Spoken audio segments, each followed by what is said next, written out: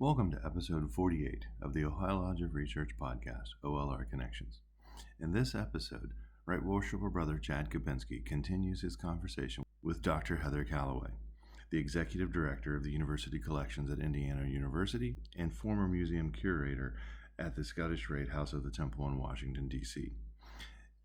As they continue their conversation from the last episode, they discuss Dr. Calloway's research interests, as well as the ways that the brothers of the fraternity can be involved in Masonic research. Whenever I travel to a lodge, usually they have the library of stuff that they're trying to get rid of. And there's always a copy of, Mackey's Encyclopedia or, those, sort of things there. And Yep. I will take them. But yeah, I also am probably the worst person for research because I don't care if I have a hard copy of something or not. Like, it's nice, but if I have an electronic copy that I can work with, I'm good with that. And then, of course, James Buckhorn's like, yeah, but what if your computer fails? I'm like, oh, yeah, I don't know. If there was a place to get, this place to get those things, yeah, I don't need the physical copy as long as I can get to that information. Yeah. So, Yeah. Yep. but isn't that kind of what you wanted to do at the center? Like, have that one spot that. Yes, gotta and network with other Masonic and other libraries that are willing to share their stuff, open access. Some are very proprietary and they're like, well, we paid so much money for this, so only Masons should see this, or whatever that might be. As a librarian and archivist, I want anybody who wants to read these things to have access to them. And, working at the House of the Temple, we were open at the end of the time I was working there. We were open 7 to 4, Monday through Thursday. Nobody is going to come to do research during those hours unless you're, independently wealthy or retired. And so, it's cataloged, it's amazing, it's there for preservation's sake, but it's not accessible. And that's most Masonic libraries, if you think about it. So it almost sounds like either they don't understand what people doing research want, or they don't want people doing research. Is that, or maybe that's not the purpose of their libraries? Like, well, it's challenging with the Grand Lodge because they have most grand jurisdictions have a new person in charge every year. Some have people for 2 years, but most have a new guy every year. And whatever the new guy's thing is different than the guy the year before. And so the library may mean something or may not mean anything to whoever's in a given year. And most of the Grand Lodges don't have paid staff or professionally trained staff. And if they do, they pay them not what they are, what the market would pay normally. And so they're underpaid. And then they don't want to open the building at the times when people could come to do research. So I don't know if it's as much as they know that those books are out there anyway. So if someone wanted to read that book, whatever that book might be, you can find it on Google Books, or, if it's a Morgan expose or who knows what, it's already all out there. So we're not keeping it secret. But figuring out a way to get those materials more accessible, I just feel like it's a goal. And in this day and age with technology, there's no excuse not to have every proceeding from every different kind of jurisdiction, whether York Rite, Scottish Rite, Shrine, every little lodge and their little history. All that stuff should be digital, and getting someone to buy into who's going to pay to digitize it. That's the key now is, you can't just scan it on your little scanner on your desktop and call it good. It's got to be high quality, and then it's got to be in a place where it is accessible by anyone. well, and then also has to be hosted. I mean, Yeah. isn't that the big thing about the George Washington Memorial? Like, Grand Lodges have to pay to keep their proceedings up there, or I don't know the specifics. You'd really have to ask Tyler, but Um, yeah, we did the first step by getting them all digitized, but how can people use them? I don't know the answer to that. Were you part of that or no?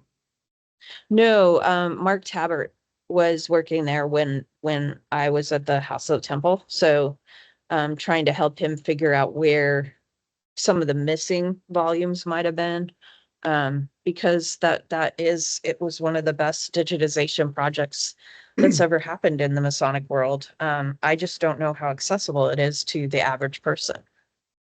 You could actually download those digital copies. So I spent a weekend downloading all of Ohio's proceedings.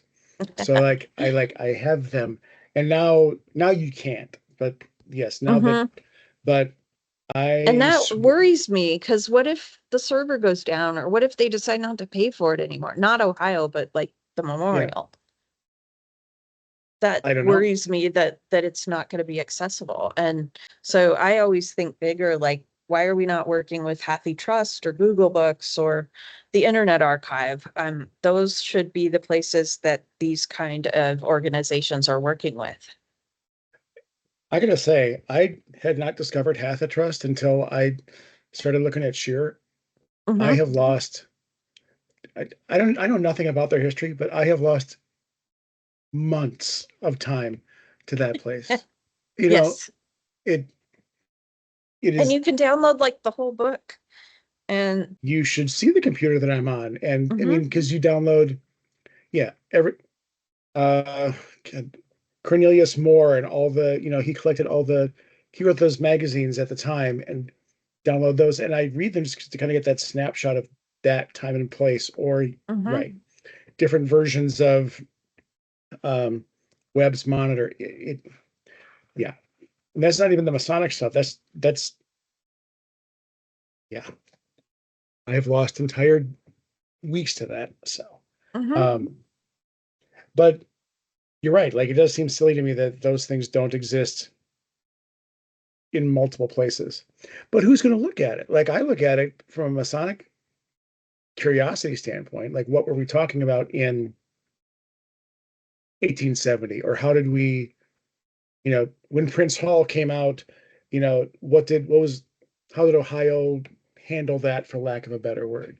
But I don't, does the average person really, do they really care? I mean, are they going to look at that stuff? I think scholars would and students would, of all different disciplines, but right now they don't know what's there.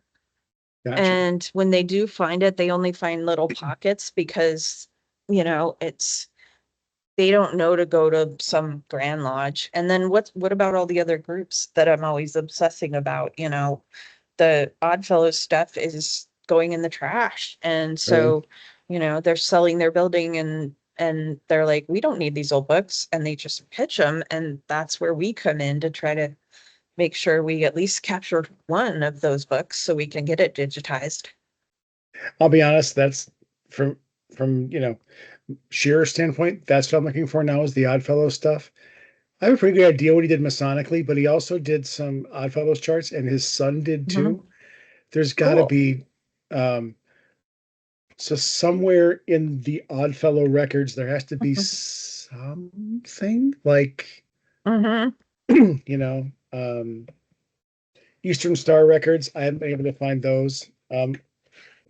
It's so hard to find women's records because they didn't have meeting spaces, so they took them home.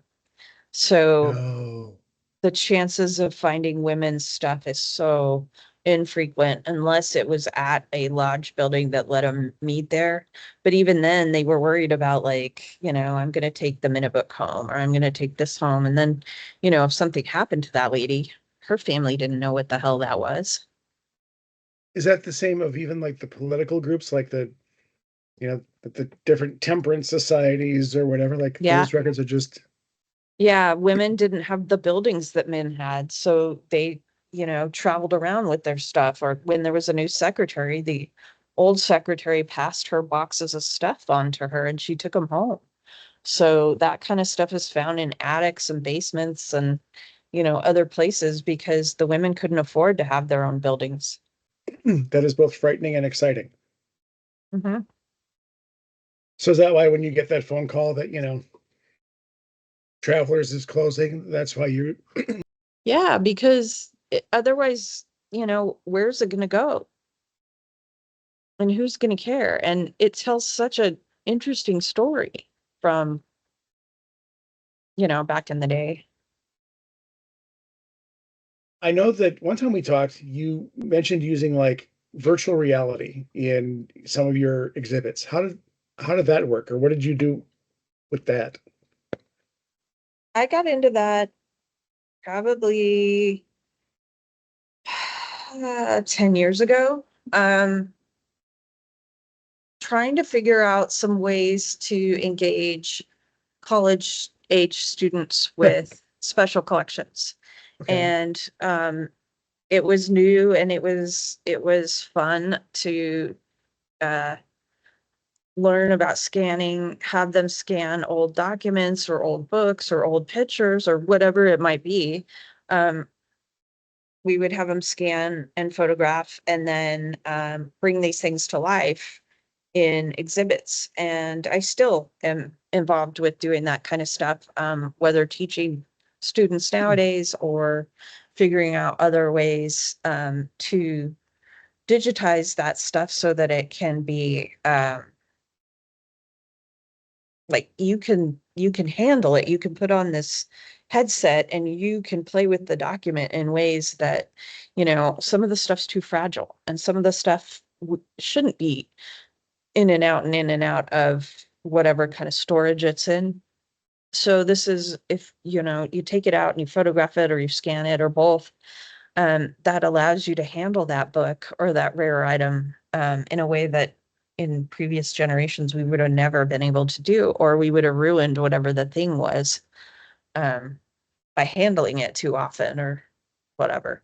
So I got into it with a digital technologist that I was working with, and the two of us started teaching college students. And then when I moved away from Maryland to Indiana, I met other people that do it. So I still try to work with teaching museums and digitalization to um, traditional college age students.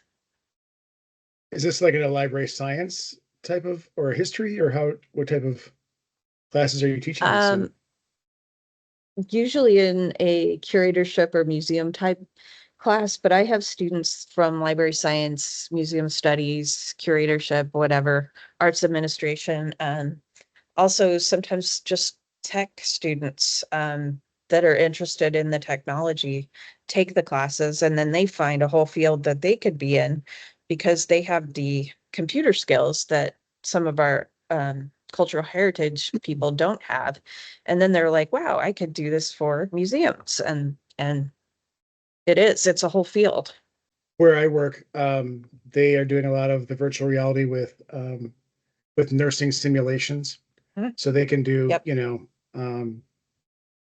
either virtual patients or virtual scenarios or ways to, um, yeah, I mean, to do make it a different type of experience as opposed to having a standardized patient or having you know, um, Mhm. and that's been interesting because it's been the theater people and the tech people and the nursing people, and it's been kind of fun to be part of that. So It is. I know a guy at the med school at IU. He's moved on to another university now, but he was creating for the doctors. So he was a tech 3D guy, but he would hear about um, things that they needed, and they could make out of, 3D scanning. They could make these objects to help the doctors, so that, when they were, for instance, they made this device that they could put over women while they were getting scanned for breast cancer. And they could set this thing that they needed this barrier, but it was a way that it could augment what the doctors were doing so they could do it easier and better.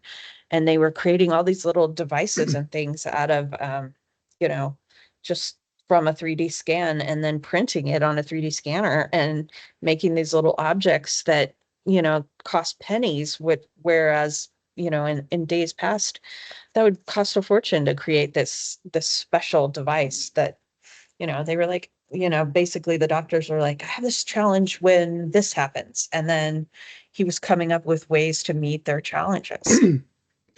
The ones that I've been involved in have been, sounds odd, sort of almost cultural sensitivity. One had to do with human trafficking, and the other had to do with opioid addiction. That a lot of the nurses that we are training may have never really dealt with somebody who Right. is addicted to opioids, and Right. and so being able to kind of role play in that scenario, or put the situation where they, it is a safe environment, um, helps them develop those skills. Human trafficking was the one that surprised me, in terms of what we did was very, it was complete yet subtle. Like the nursing students, there was so much there that um, they could do and they could show to really allow people to hone their diagnostic skills or their observational skills. It was just interesting. So I guess I never. You think of one thing for a museum or for a, you know, to do that, but I imagine there's so much more that you could do with that, to really, Mm-hmm. tell those stories and to tell those things. Whether you do one object or you can do the whole room. So we scan every single one of our exhibit rooms, and then you can, make a Matterport of that. And then, when the exhibit is done and gone away, we still have a digital copy of that exhibit, and we can still use it for teaching and learning. So whether it's, the one item that we can't handle in person as often as we would love to, or that whole building that, we're doing some conservation on an art piece right now.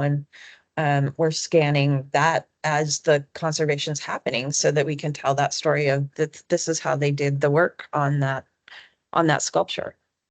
Do you think there's ever going to be like a market for almost like a virtual museum? Like, remember how they had Second Life years ago? People were kind of setting up things. Like, could you take Mm-hmm. your scans of your room and do almost like a virtual I mean, you museum? can already. They're available in various platforms, so it's already a thing. It's just, do people use it the same way? A lot of people just want to play on their phones, so they want to do that. They don't want to necessarily put a headset on and be in the exhibit, but we've created those too. So we scanned some of our exhibits where you were like in the middle of the exhibit and you could handle and touch some of the objects. People seem to want to interact with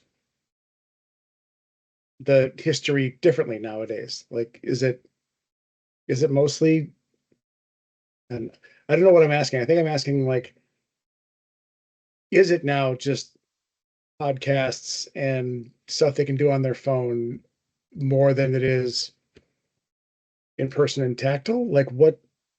No, I think we have more visitors now than back in the day. The digital is getting them interested to come see the real deal in other ways, which I think is exciting. It's just a new way to reach younger, new audiences. In theater, we used to say that, once we got somebody in the door to see a play once, you know, after that, we knew we had them for life. But it was getting them through the door was the hard part. So, Mm-hmm. um, Yep. I wanted to ask you a question, then I swear I will let you go. And I do appreciate you, talking to me. So, um, you know, lodges of research. Um, I guess what do you think their role is in all of this in terms of preserving our history and keeping our story going? Is there something are there things they're doing well, things they need to start doing, like from your So perspective? sure. My very first lecture was to a lodge of research ever. My very first one. And I think that they have a special place in the Masonic world and beyond to allow for people to explore and study and share with each other these stories. And in addition, they can encourage, especially the leadership, to support libraries, museums, and archives, or the work that these, those are the people that are going to come and utilize these libraries. So it's a great way that there's like a given group of people who can reach out to the Grand Lodge and the Grand Master and say, this is important and here's why. Because if they're not doing it, who is? I know since we've gotten to meet you in Ohio that, and you did come to Canton, which thank you, by the way. I will say that one of my favorite Masonic memories is walking around the temple with you that Friday night. You and I were geeking out over all Yeah. that stuff. Yep. That was one of my favorite You times. guys had that room full of weird stuff. Remember that it was the bugs, remember? Yeah, the bugs. I was like, what on earth?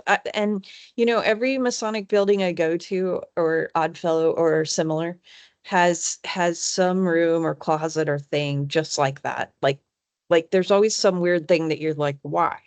Why is this here? I will find that. Yeah, somewhere on this machine in front of me is that picture of the thing with the bugs. The thing with the Yeah, bugs.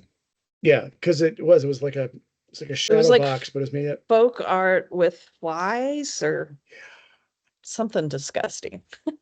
Yeah, and you're right, because every lodge I go to, I start poking around, and you just find the weirdest and most Mm-hmm. wonderful stuff. But we all kind of decided that you and the center, like, that's just something that we do want to support. Like we I think we're in the midst of sending you a full set of our physical um, uh, proceedings. Mm-hmm. And yeah, I mean, we are still thinking about. You said that what you really need is you need people just, besides money, getting people to get out there and come and work. Like, just come and Yeah, go through just boxes. some Come and work just days. I just need extra hands to help me go through stuff right now. It's I do it in my free time because that's not my main part of my job. And so I do it on evenings and weekends. And there's only so much time that you have that you can spend on that kind of stuff. well, plus it's by yourself, and you've got a family that you want to see at some point. Yes. So Yeah, they don't want to come help with that stuff. So yeah. what? Your son doesn't want to come and, like, go through old books? Smelly old costumes and books and hats, and no, he really doesn't. So Ruby and I are talking about, like, coordinating a weekend to come out and visit you and go through books and things. And we mentioned it to my daughter Eliza, and Mhm. there's part of us that wants to bring her along, just knowing how miserable she'll be, just to delight in the punishing Well, of your, her and Simon are about the same age, so they could. Yeah, Eliza's 16. They might, Yeah, I don't see, know. he's 15, so they could commiserate together. They probably would just, um, And make fun of us, I'm sure. oh, like you would not believe. Oh, Hmm. dude. So, uh, Eliza, as she's getting older, is Ruby's sense of humor is much more like dry Hmm. than mine is. Um, but Eliza is so smart that, yeah, when she makes a joke, it's just, yeah. Now I have this, Yep. yeah. Now I kind of want to put her and Simon together, and just, or Eliza, Hmm. Yep. just They record would them they would before. have fun making fun of us. And I think he'd have fun if it was like with more than just me. If Yeah. I'm like, hey, move these books around, he's like, ugh. Yeah, But because it's yeah, Eliza's the same way, because I'm making her schlep things. But yeah, yeah, if it's somebody else and they can, especially I if he gets to make fun of it. oh, I think that they would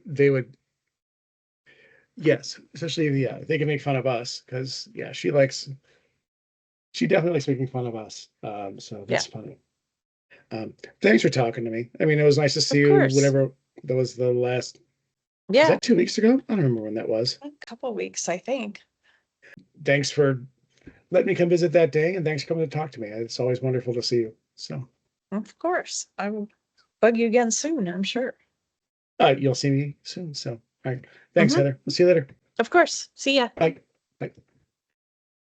Thank you for joining us for this episode of the OLR Connections.